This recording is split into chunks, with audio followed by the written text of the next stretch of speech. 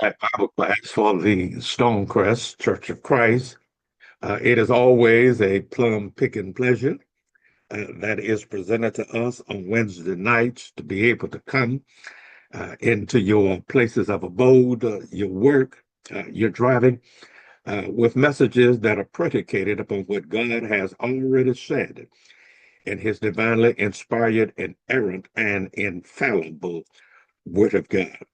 Before we get into our message tonight, in which I'm quite excited about, hopefully you are too, I want to remind you again of our upcoming Issachar conference. The dates are May 10th through May 14th. Our thematic thrust this year is predicated upon Psalms 86, verse number 11, where the psalmist says, "Teach me your way, O Lord, and I will live by your truth." He says, "Give me an undivided heart to fear your name." Our theme this year is undivided. We have arrayed a host of outstanding lecturers, both men and women from throughout the country, to develop our theme on this year. We invite you at no cost to you to simply go to our website at Stonecrest IssacharConference.com and register. We just want a record of your registration that we may continue to communicate with you throughout the year. While you are there, we do encourage that you hit the donation button. Your donation allows us to give donations and gifts to, number one, the medical mission ministry under the oversight of the elders of the Southside Church of Christ in Chicago, Illinois. This wonderful ministry goes to the country of Haiti each year with medical supplies. Doctors go over, nurses go over, and render free health care to people in Haiti. They've been doing this under the capable and competent leadership of Dr. Leonardo Gilbert. For decades now, we've supported this ministry on occasions before, and we want to do it again this year. And we're able to do it because of your gracious donations. In addition, our beloved academic institution, Southwestern Christian College Scholarship Fund, our church has a scholarship in my honor and in my wife's honor at Southwestern Christian College. Our two sons matriculated and graduated from Southwestern Christian College. Is our only African American academic institution in these United States of America. And we support wholeheartedly that college. And again, your donations go to help us to support that scholarship fund. So please take advantage. Go to our website, register, and please donate while you're there.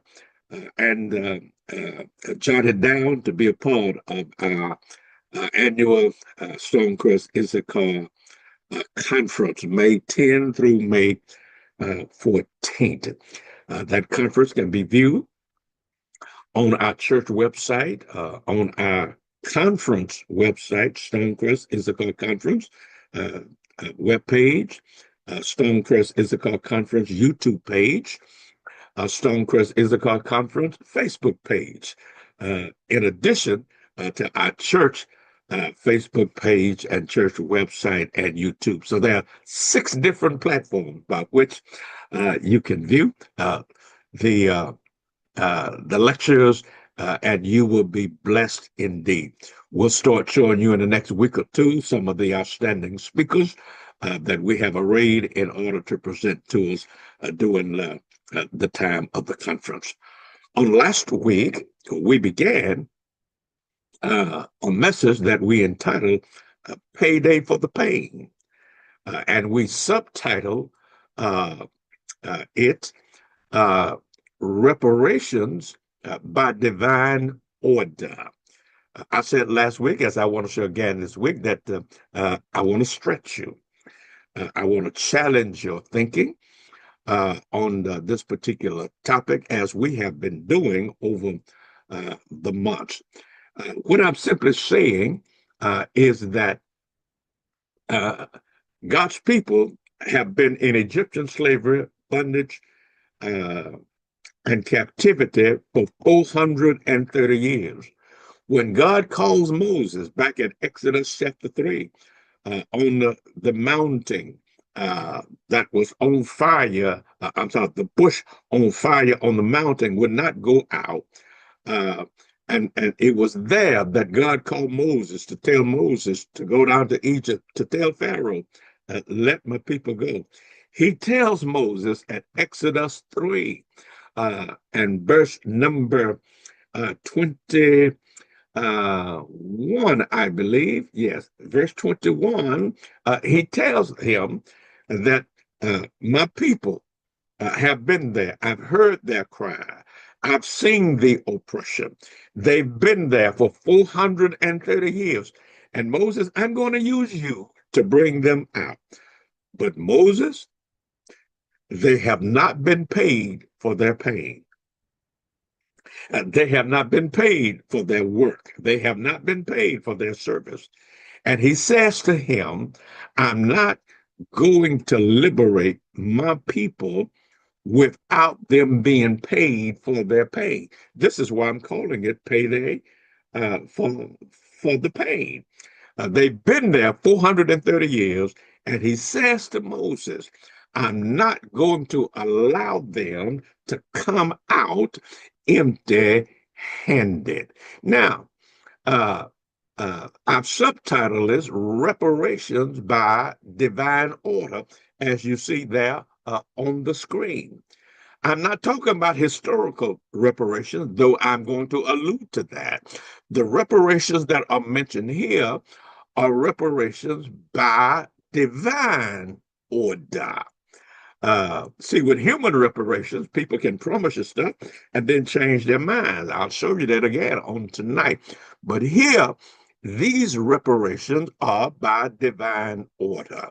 Let me define for you again what I mean by reparations. Reparations are payments or other forms of compensation meant to repair harm after a wrong has been done, especially if that wrong has been systemic, prolonged, and economically uh, damaging to people.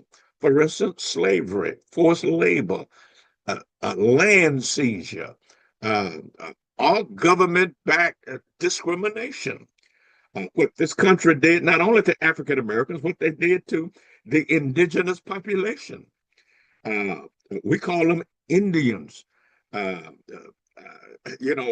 people from Europe came over here and literally took the land.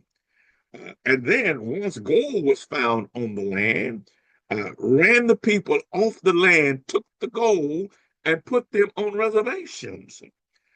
And so there have been attempts throughout history to say to the American government, you did wrong. You damaged people.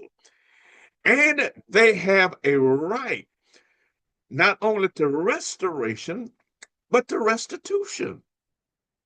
Much like when you experience a car accident, a boating accident, or uh, you're flying on a plane and mechanical issues, and the plane ends up being destroyed, and your family is there. Well, they deserve some stuff according to the law.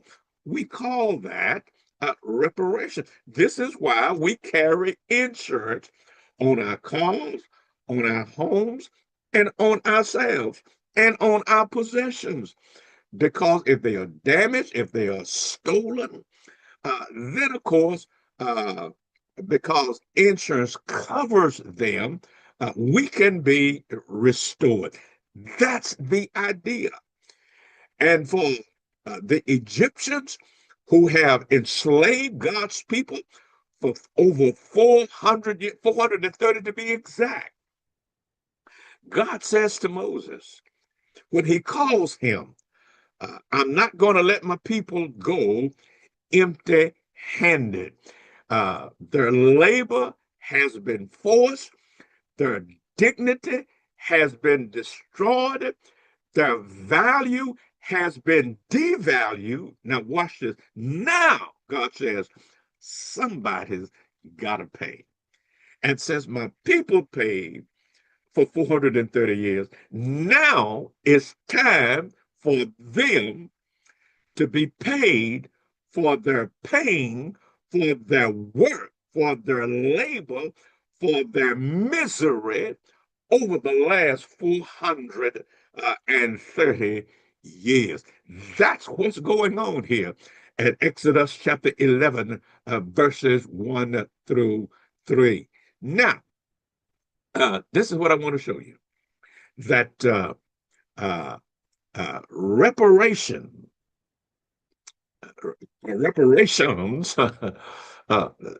this ain't pity. This is payment. This is not a handout. This is overdue payments that you have held up. If somebody works for you, then you ought to pay them. You ought to give them a fair wage for the work that they have done. My ancestors, African Americans, were brought to this country and made to work, not for money. They didn't get paid. They worked for free. They picked cotton, they picked beans. They did hard labor in the field. And what did they get for it? Except their value, their dignity, being humiliated. They're being treated less than human uh, beings. They're being treated as animals. They're being worked like animals. And when they got sick, no medical care. And this happened, folks, for more than 200 years in this country. And then when freedom came, 1865, they didn't get paid. Didn't get paid. uh, and that sin is still on the books of these United States of America. Listen, we, and most of us are not bitter, but we're determined that number one, it's never going to happen again, even though there are attempts to try to roll back the clock and roll back the calendar. Listen, I'm really concerned about the statement, make America great. That ain't what concerns me. What concerns me is again. And what I ask people is, okay, now, what do you mean by again? I mean, uh, uh, we all acknowledge and we all have a great appreciation for the greatness of this country. Our sweat and blood made it great. Question, when did it stop being great? See, when you talk about again, now you are asking us to go back to a period of the past. Okay, so where is it that you want us to go back to? Do you want us to go back to the 1990s? It was great then. Do you want us to go back to 1980, 1970? It was great then. It was a world power then. Do you want us to go back to the 1960s? It was great then. Do you want us to go back to the 50s and the 40s and the 30s when Jim Crow laws, black codes was the law of the land? Do you want us to go back to before 1865? See, what do you mean by, again, uh, we're all for making America great. That's not our concern. It's again, at what point in the past are you wanting to go back to? And if you wanted to go back to slavery, it ain't happening. Uh, I'm not bitter, but, but I'm better. And as a country, we ought to be better than that. And there are blacks and there are whites and there are Hispanics, there are Asians, there are all kinds of minorities, all kinds of people, minorities, majorities in the country who said the same thing. We want to go forward. We don't want our best days to be behind us. You need to explain what you mean by again. So when we talk about reparations, we ain't talking about pity. We're talking about payment. You still owe some people for some labor that they did to make the country great. Oh boy, you done turn down the volume. No, no, turn it back up. Turn it back up and lean in. We're not looking for handouts, but there's payment that's still due. You see, justice isn't just, I'm sorry. Justice says, let me fix what I broke. Oh, no, you did. Yes, I did. See, that's what justice is. Is oh, I'm really sorry that that happened to your people. But see, here's the problem. You have been advantaged. You have been privileged by what happened to our people. And watch this.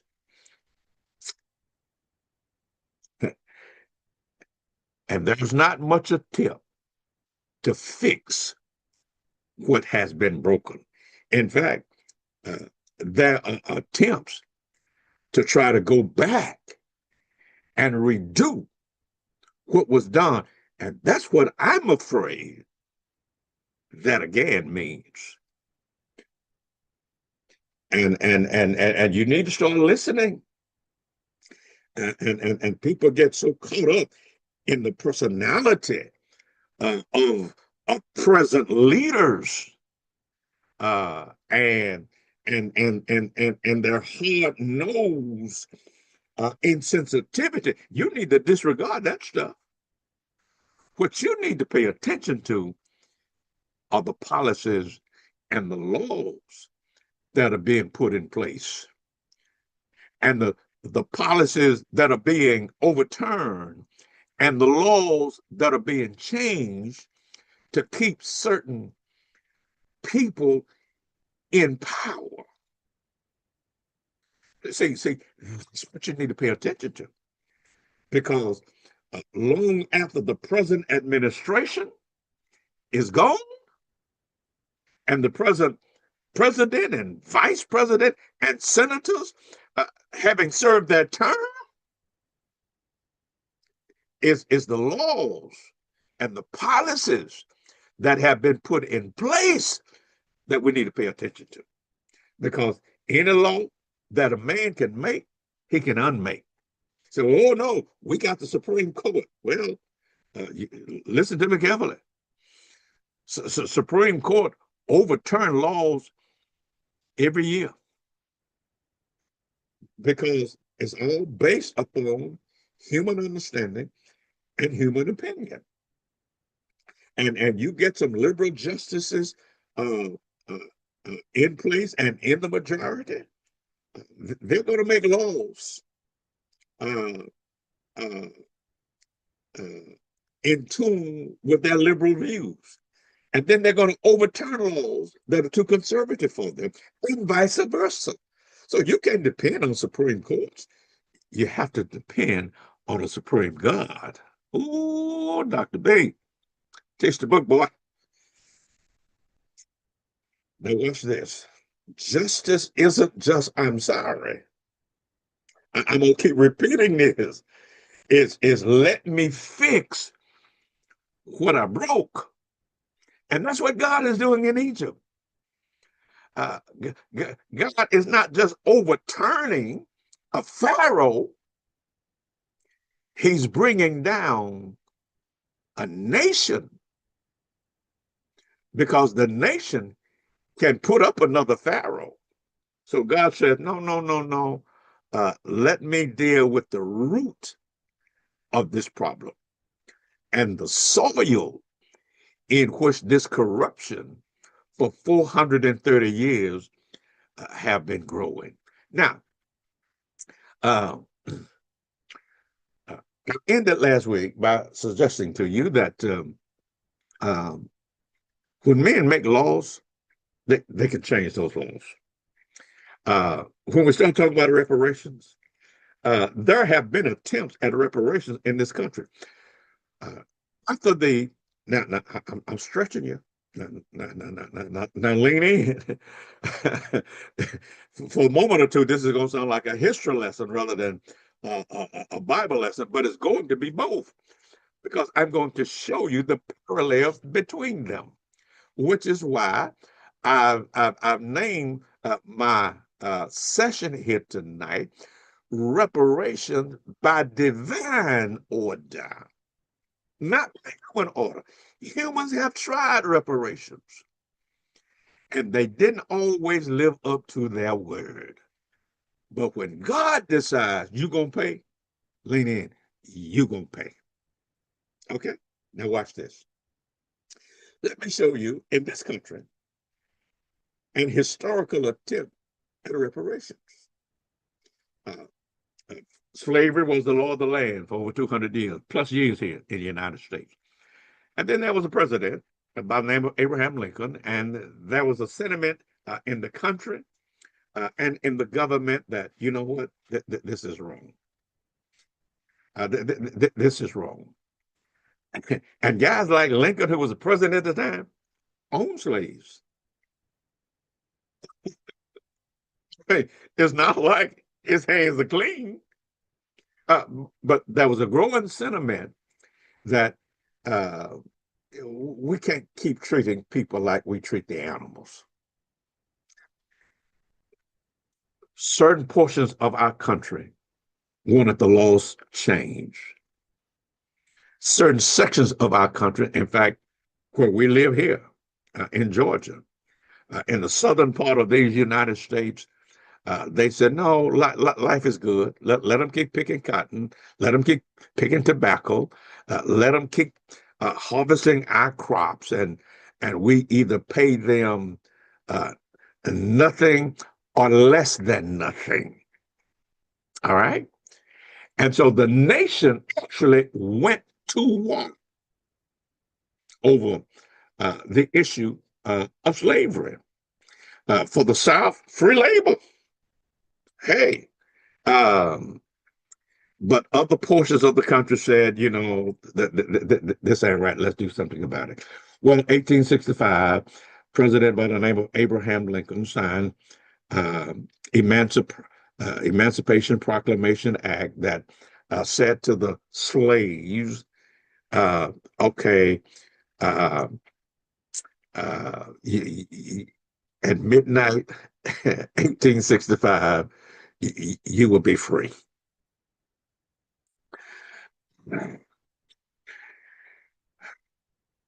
Right after that, you had the Confederate, these are Southern states with their own flag that still fly today with a whole lot of pride. And then you have the Union Army, basically from the North. Uh, the North won, the South lost. And so, trying to bring the country, a divided country, together, um, uh, there was uh, an attempt to try to make good of the hundreds of years of slavery. Um, I want you to look at my screen. There was a Union general by the name of William T. Sherman, victorious in battle. War is over. Let's try to bring the country together. The people that have been enslaved, uh, let's try to repair some of the damage. He gave some what we call field orders. Number 15 of those orders declared this, as you can read on the screen. It was issued right here in our state, in Savannah, Georgia. And field order number 15 says that in the coastal areas of South Carolina, Georgia, and Florida, the slaves would be entitled, watch this, to plots and pieces of land up to 40 acres. You best know it as 40 acres and a mule. So the government said to the slaves that had been freed, here are 40 acres of land. And because the Union soldier would oftentimes loan out their mules to help farmers out, it got picked up. We'll even throw in a mule.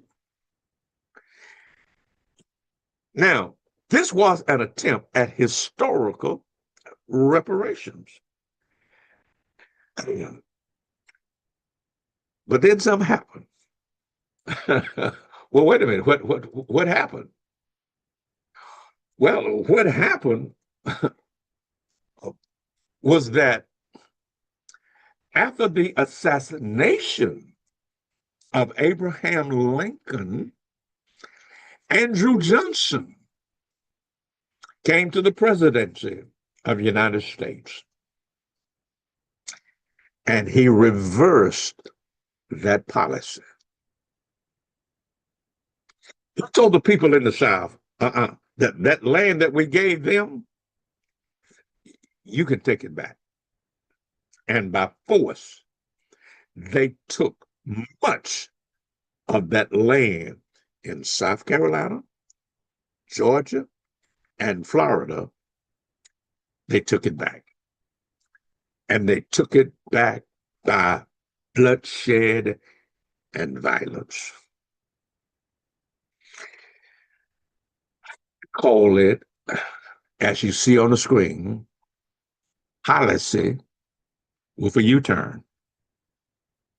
See, it was a policy. But then when the administration changed and the politics changed, what was promised was changed. Man can promise provision and still cancel the program. What I'm trying to get across to you in my message here is that the reparations that took place were God ordered. Human policy can be reversed, but divine justice can't be revoked. Ooh, B, what do you mean by that? This is what I mean by that. When God signs the check, nobody can stop the deposit. Reparations in America were good, well-intended human attempts. But when administration changed, policy changed. See, the same thing is happening today in our American government. One president put some executive orders in place, uh, and then the next president, on the first day of his administration or her administration, reverse those executive orders because that's what they are. They are executive orders. They have not yet been written into law. In order to change the laws, now you have to go uh, uh, and pass a superseding law in Congress. See, all of the presidents can make decisions uh, that the next president can change if he or she have the majority to vote on them in the two houses of Congress. When God makes a law, man can change it. So what we see here in Exodus 11 uh, is, is God saying, for 430 years, uh, you've not paid your bill. Now your bill comes due. Now, um, I better read some scripture uh, to you because for 2 weeks I've been telling you what it says, and I haven't been reading it to you. So let me read it to you. Uh, Exodus 11, verse 2, God says, "Speak now into the hearing of the people, that each man ask from his neighbor, and each woman from her neighbor, for articles of silver and articles of gold." See, this is reparations. Uh, God has weakened the nation. He's brought the nation to his knees in 9 plagues, and the people are wanting them to go. And Pharaoh is the only one trying to hold them back. But the people said, listen, get these people out of here. Pharaoh, in his own arrogance and his own pride, is the one who's refusing to let the people go. The Egyptians are happy to let them go. God knows that. So God says, uh, be, before I deliver you, I need you to get paid for the pain that you have endured. Now, with that in mind, uh, let me help you to understand in a more contemporary way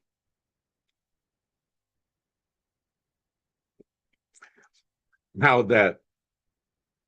Remember, I said to you that man can cancel the laws. Uh, Man cannot fulfill the promises that he made. You need to know today that there are rights, civil rights, that are being debated. Uh, I don't have time to continue to give this history lesson on the 14th, 15th, and the 16th Amendments that allowed slaves to go free, and then were given later years the right to vote, and they had to put it in the law and put it in the Constitution so that men could not just arbitrarily change their mind without changing the Constitution. Well, there are certain civil rights laws, and these laws are not just for African Americans. Uh, they're laws for women because women did not have the right to vote. You had to enshrine it in the Constitution. But remember what I talked about a few weeks ago? Uh, the policy of too many and too mighty.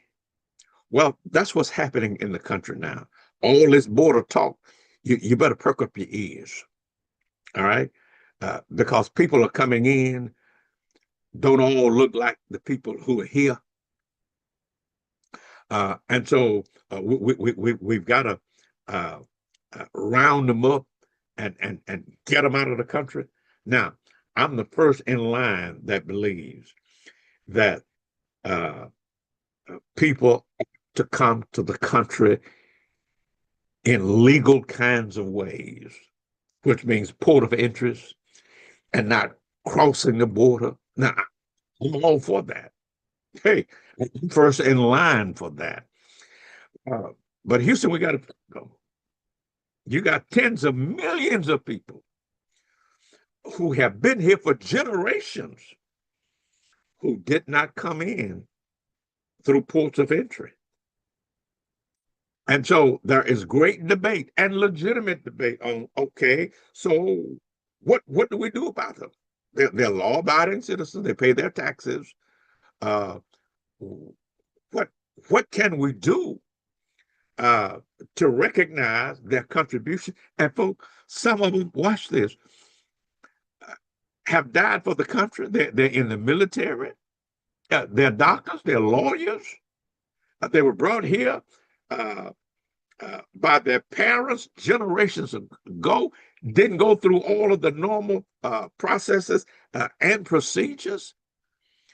Now, it's an issue and it's a concern. And these are the people who are willing to work for less than uh, uh, full wages. They do the hard, tough, dirty work that other folk choose not to want to do. I'm not trying to justify anything here. I'm saying it's an issue, and the Congress have been debating this uh, all my lifetime. All right, uh, and uh, and I don't have easy answers for it, and I'm not trying to let you believe I got some easy answers for it. What I am saying is that you need to be really alert when people are calling out these dog whistles, like too many of them coming in.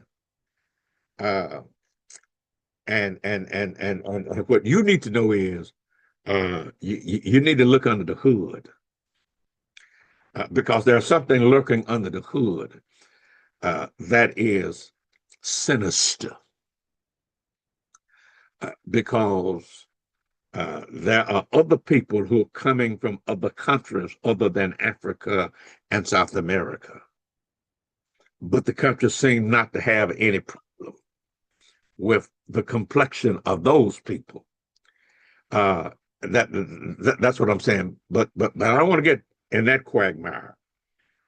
What I want to say to you is this: is that there are certain civil rights that are under fire. Uh, there is what is known as DEI that's under retreat. Now, DEI ain't law. Civil rights is law. DEI is corporate, governmental, and institutional policy that says there ought to be uh, diversity, equity, and inclusion. Now, the principle is good. Uh, if everybody in the White House looks just like the president rather than the country, then you're only getting one perspective. Same thing is true in the church. Same thing is true in the school. We're better off, we're better community when we listen to the people who don't look like us. They too should be included. That's what DEI is all about. But its policy is not law. Civil rights is law that says, regardless of your color, you can cast a ballot. You can choose who you want to represent you in Congress.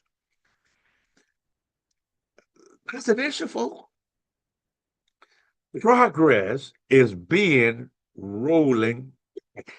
That's why I'm concerned about the slogan, make America great. See, it's the again part that troubles me. And a lot of folk like me. Now, I want you to watch this. Now, in,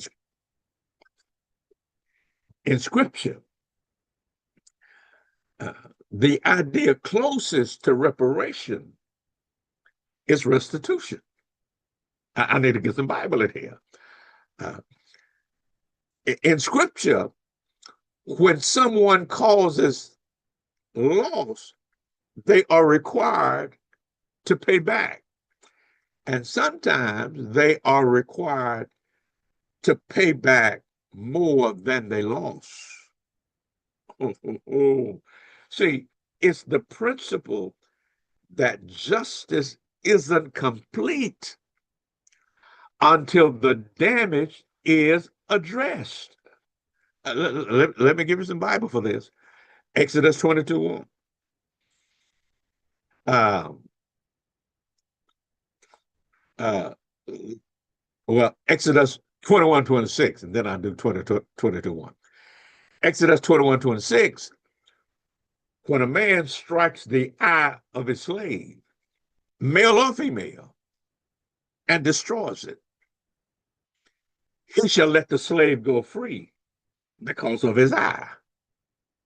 If he knocks the tooth of his slave, male or female, he shall let the slave go free because of his tooth. See, you know it better as for tooth for tooth. You take my eye, come here, bring me your eye. Now, it's a principle. It's a law that says that justice has to be consistent with crime. In other words, you take my eye, uh, don't give me a toenail in response. See now, uh, the justice doesn't fit the crime. See, if you take my eye, then you owe me an eye. If you take my tooth, then you owe me a tooth. Even though it leaves everybody sightless and toothless, it stops people from taking eyes and taking teeth. Now, I want you to watch this. Exodus 22:1. If a man steals an ox or a sheep, kills it or sells it, the text says, he shall repay 5 oxen for an ox, 4 sheep for a sheep. If you steal my ox or steal my sheep, you owe me 5.